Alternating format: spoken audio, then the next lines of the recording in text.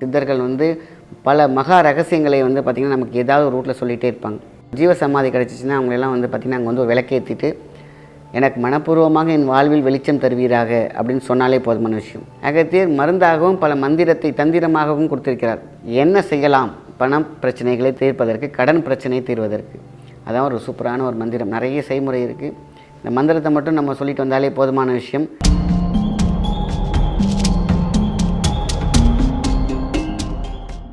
வணக்கம், உங்கள் மாயன் செந்தில்குமார். இன்றைய பதிவு மிகவும் முக்கியமானது. சித்தர்களை பற்றென்று பற்றி கொண்டால் வறுமை ஏது அப்படின்னு சொல்லியிருக்காங்க. இன்றைக்கி வறுமை பற்றி தான் பார்க்க போகிறோம். வறுமை நிறம் சிவப்பு. இன்றைக்கி பார்த்திங்கன்னா அந்த வறுமை நிறம் சிவப்பு இருக்கா இல்லையா அப்படின்ற ஒரு கொஸ்டின் பார்த்திங்கனாக்கா இருக்குது, இல்லை. ஏன்னா பழைய காலத்தில் அந்த வறுமை நிறம் சிவப்பு இருந்தது. பட் இப்போ இருக்கா இல்லைன்னு பார்த்திங்கனாக்கா ரெண்டும் கலந்த ஒரு கலவையாகத்தான் இருக்கும். சரி, ஏன்னா இன்றைக்கி எல்லோரும் இந்த உழைக்க தயாராக இருக்காங்க. ஆனால் அதுக்கு தகுந்த மாதிரி உடம்பு இருக்க வேண்டும். உடம்பு இருக்கிறவங்களுக்கு பார்த்திங்கனாக்கா அவங்களுக்கு சப்போர்ட் இருக்க வேண்டியதாக இருக்கும். சப்போர்ட் இருந்துச்சுன்னா பண தேவை அதிகமாக இருக்கும். ஸோ அப்போது பார்த்திங்கன்னா வீட்டில் இருக்கக்கூடிய தடைகள், ஏதாவது ஒரு பிரச்சனைகளில் என்ன பண்ணுவாங்க, அவங்களோட பிளானிங் சூப்பராக இருக்கும். ஆனால் எக்ஸிக்யூட் பண்ணுறதுக்கான அவங்க போகிறதுக்கு அவ்வளோ தடைகள் இருக்கும்.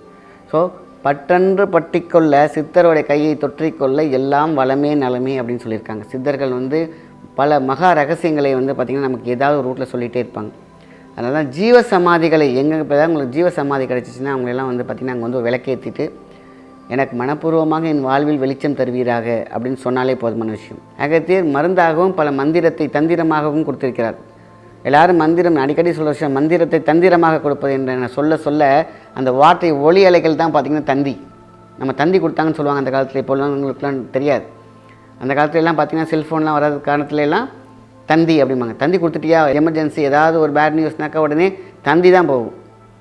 தந்தி கொடுத்துட்டு ஒன்று ஏந்து ஓடி போய் தந்தி கொடுத்தாச்சு அப்படிம்பாங்க. அப்படின்னா தந்தி அலை போல் வேகமாக செயல்படக்கூடிய விஷயங்கள் தான். அதான் நம்மளுடைய தந்தியில் இருக்கிற திறத்தை திறக்க வேண்டும். தந்தி திறத்தைனா திறம்னா சாவி. நம்ம உடம்போடைய முக்கிய பவர் பாயிண்ட்டுகளே அதை திறக்க வேண்டும். அதற்கு மந்திரம், வார்த்தை, ஒளி, அலை. ஸோ இதைத்தான் சித்தர்கள் அழகாக பயன்படுத்தி ஒரு விளக்கு, இந்த விளக்கு துன்பத்தை விளக்கும் அத்தனையாக இருக்கிறோம் நமக்குள்ளே இருக்குது. நமக்கு ஒன்றும் பெரிய விஷயமே கிடையாது. ஒரே ஒரு கடல மிட்டாய், ஒரு கடல உருண்டை சித்தர் சமாதியில் போட்டு ஒரு விளக்கை ஏற்றிட்டு, நெய் தீபமாக இருந்தால் ரொம்ப ரொம்ப நல்லது. நல்லெண்ணையும் போடலாம். நெய் தீபம் ரொம்ப ரொம்ப பிடிக்கும் அவங்களுக்குலாம். ஸோ வச்சுட்டு நீங்கள் போனீங்கன்னா எந்த ரூபத்துலையாவது அவங்க இதை எடுத்துப்பாங்க. அதே மாதிரி அவங்க ரொம்ப ரொம்ப எதிர்பார்க்குற விஷயம் சரணாகதி, அது அவங்களுக்கு கிடைக்கும். ஸோ என்ன செய்யலாம்? பணம் பிரச்சனைகளை தீர்ப்பதற்கு, கடன் பிரச்சனையை தீர்வதற்கு. அதான் ஒரு சூப்பரான ஒரு மந்திரம். நிறைய செய்முறை இருக்குது. இந்த மந்திரத்தை மட்டும் நம்ம சொல்லிட்டு வந்தாலே போதுமான விஷயம். அதனால தான் சித்தர்களுடைய துணையும் அவர்களுடைய சொன்ன வார்த்தை சொல்லுவாங்களே, நீ போப்பா நல்லாயிடும், அப்படியே ஆகட்டும் அப்படின்னு சொல்லுவாங்க இல்லையா. நீ இப்போ உன் மனசில் என்ன இருக்கோ நடக்கட்டும், அது அப்படியே நடக்கட்டும், அப்படியே ஆகட்டும்னு சொல்கிறாங்க பார்த்தீங்களா. வசமாக இருக்கும் பொழுது வசியம் அவசியம் இருக்க வேண்டும். அட்ராக்ஷன், கடவுளுக்கும் நமக்கும் உள்ள ஒரு தொடர்பு, அந்த லிங்கை கொடுக்கறதுக்கு தான் மிகப்பெரிய விஷயம். அந்த அற்புதமான மந்திரத்தை நான் சொல்கிறேன், கேட்டுக்கோங்க. ஓம் அகதீசாய நமக, ஓம் நந்தீசாய நமக, ஓம் திருமூல தேவாய நமக, ஓம் கரூர தேவாய நமக, ஓம் ராமலிங்க தேவாய நமக. இந்த மந்திரத்தை தினமும் காலையில் எழுந்திரிச்சோடனே 108 தடவை கூறி வச்சுங்களேன், எல்லா வளமும் பலமும் கிடைக்கும், வறுமை நீங்கும், படிப்படியாக எல்லா பிரச்சனைகளையும் குறையும், வாழ்வில் நல்ல முன்னேற்றம் அதிகரிக்கும், அதிர்ஷ்டமும் கூடும் அப்படின்னு நம்மளுடைய ஐயா சொல்லியிருக்கார். அப்போது ரொம்ப அற்புதமான ஒரு மந்திரம், ஈஸியாக சொல்லக்கூடிய ஒரு மந்திரத்தை காலையில் எழுந்திரிச்சு ப்ரஷ் பண்ணிவிட்டு சொன்னால் என்ன காசா பணமா? அந்த காசா பணமா அப்படின்னு சொல்கிற வார்த்தைக்கு உள்ள ஏன் சொல்லியிருக்குன்னு கேட்டிங்கன்னா, நம்மளுடைய எஃபர்ட், நம்ம போடக்கூடிய வார்த்தை சரணாகதியாக இருக்க வேண்டும். ஏதோ சும்மா சொல்லிட்டு எழுந்திரிச்சுப்போமே. இந்த மந்திரம் அகத்தை திறக்கும், அகத்தில் உள்ள கஷ்டத்தை திறக்கும். அதை திறந்து தூக்கி போட்டுட்டு நல்ல விஷயத்தை உள்ளே போடும்.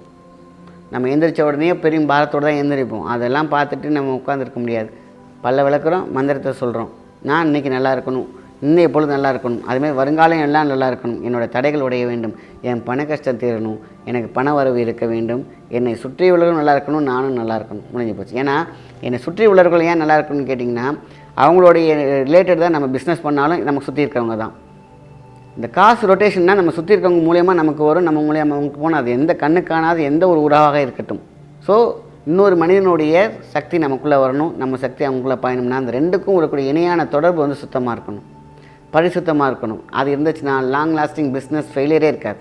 அதனால தான் நமக்கு ஒரு வசிய சக்தி வேண்டும். அது அவசியம். சித்தர்களுடைய ஆசையோடு இருந்துச்சுன்னா ரொம்ப ரொம்ப நல்லது.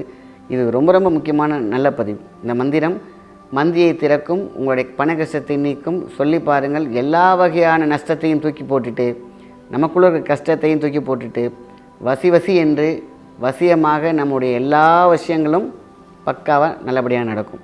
வாழ்க்கை தரமட்டத்திலேருந்து நம்ம வந்து உழைக்கிறதுக்கு ரெடியாக இருக்கும். அதுக்கான எந்த தடையும் இல்லாமல் சித்தர்கள் துணையோடு பட்டென்று பற்றி கொள்ள அவங்களுடைய ஆசையோடு வாழ்க்கையை தொடர்வோம் என்றால் அது நிச்சயம் நல்ல ஒரு விஷயமாக தான் இருக்கும். சரிங்களா?